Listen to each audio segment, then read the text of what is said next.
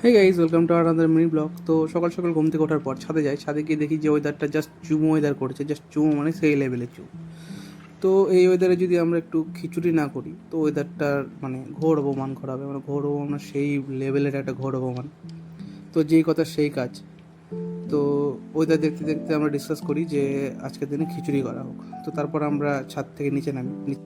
তো ছাদ থেকে নিচে নামার পর সকাল সকাল যদি এইসব ওয়েদারে একটু চা না খাই তো জমে না। তো আমি ঠিক চাটা খাই এইভাবেই, একটু বিকট টাইপের। তো কারা এইভাবে গাঠিয়া দিয়ে চা খেতে ভালোবাসে প্লিজ আমার কমেন্ট সেকশনে একটু জানিও। তো চা খাওয়ার পরে শুরু হয়ে যায় আমাদের খিচুড়ি বানানোর প্রস্তুতি।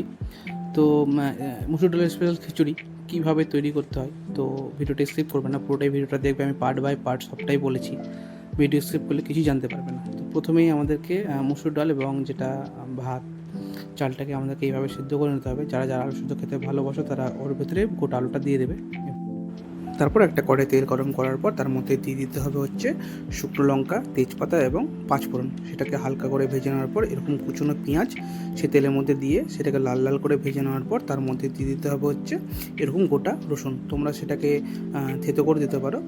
এবং সেটা লাল লাল করে ভেজে নেওয়ার পর তার মধ্যে দিয়ে দেবে আদা রসুন বাটা এবং শুকনো লঙ্কা এবং জিরে বাটা। এবং শুকনো লঙ্কা এবং আদা রসুন বাটা দিয়ে দেওয়ার পর সেটাকে একটু ভালো করে কষাতে হবে। কষানোর পর যখন সেটা থেকে তেল ছেড়ে দেবে তার মধ্যে আমরা দিয়ে দেবো হচ্ছে ভেজে রাখা সয়াবিন এবং আলু। এবং ভেজে রাখা সয়াবিন এবং আলুটা দেওয়ার পর সেটাকে আবার কিছুক্ষণ ভালোভাবে নাড়িয়ে চাড়িয়ে নেওয়ার পর সেটা যখন ভালোভাবে মশলার সাথে সয়াবিন এবং আলুটা লেগে যাবে তার মধ্যে আমরা দিয়ে দেবো হচ্ছে সেই আমাদের করে রাখা ভাত এবং ডাল সেদ্ধ।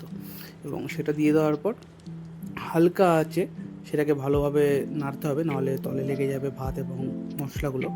এবং সেটা হালকা আছে এইভাবে নাড়ানোর পর তার মধ্যে প্রায় শেষের দিকে তার মধ্যে দিয়ে দেবো আমরা হচ্ছে একটু গরম মশলা বা ঘি। তোমরা দুটো ইউজ করতে পারো, আমরা যদি দুটো ইউজ করছি খেতে বেশ ভালোই লাগে।